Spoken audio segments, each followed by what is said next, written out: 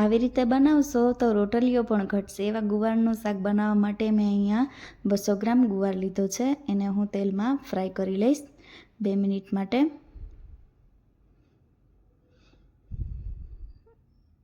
સૌથી પહેલાં મારી ચેનલને સબસ્ક્રાઈબ કરી દેજો, મારા વિડીયોને લાઈક કરી દેજો અને શેર કરી દેજો. કોમેન્ટ કરીને જણાવજો કે તમે ક્યાંથી જુઓ છો. હવે આ ગુવાર સરસ ફ્રાય થઈ ગયો છે. ગુવાર બહાર કાઢી લેવાનો અને એની અંદર હું અહીંયા બટેટાના ટુકડા ઉમેરી દઈશ. એને પણ આપણે ફ્રાય કરી લેવાના છે.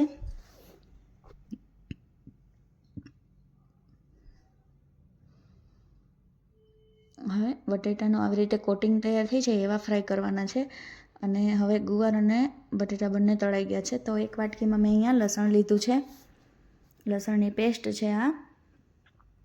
હવે એની અંદર હું થોડું લાલ મરચું પાવડર ને થોડું મીઠું ઉમેરી દઈશ અને એને હવે સરસ મિક્સ કરી લેવાનું. તો હવે આપણી પેસ્ટ બનાવી લેવાની છે.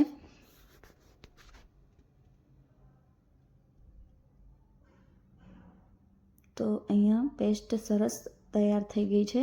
હવે પેસ્ટને હું તળેલા ગુવાર અને બટેટામાં ઉમેરી દઈશ.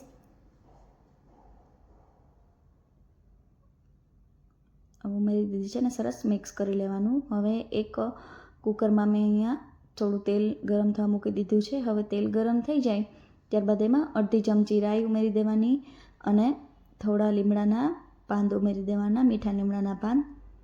અને હવે અહીંયા મેં એક બાઉલમાં 1 વાટકી પાણી લીધું છે. એની અંદર હું હળદર, ધાણા જીરું પાવડર અને લાલ મરચું પાવડર અને ગરમ મસાલો ઉમેરી દેવાનો અને એને સરસ બધું મિક્સ કરી લેવાનું અને આપણે વઘાર માટેના તેલમાં ઉમેરી દેવાનું છે.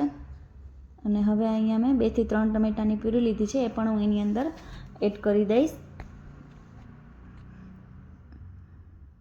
અને હવે એની અંદર થોડું મીઠું અને 1 ચમચી ખાંડ ઉમેરી દીધી છે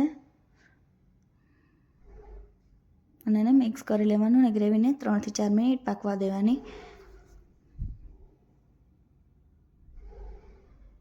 હવે ગ્રેવી સરસ પાકી જાય ત્યારબાદ ગુવાર અને બટેટા એમાં ઉમેરી દેવાના અને મિક્સ કરી લેવાના. હવે એની અંદર મેં 1 વાટકી જેટલું ગરમ પાણી ઉમેરી દીધું છે અને એને 2 વિસલ વગાડી લેવાની છે.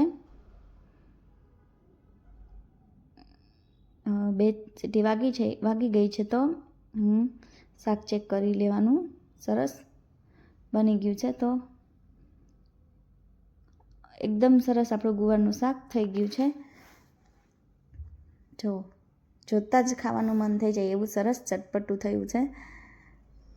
હવે આને એની અંદર હું થોડા ધાણા ભાજીના પાન ઉમેરી દઈશ. તો તૈયાર છે આપણું સ્પેશિયલ ચટપટું અને તીખું ગુવારનું અને બટેટાનું શાક. તો મારા વિડીયોને લાઈક, શેર, સબસ્ક્રાઈબ.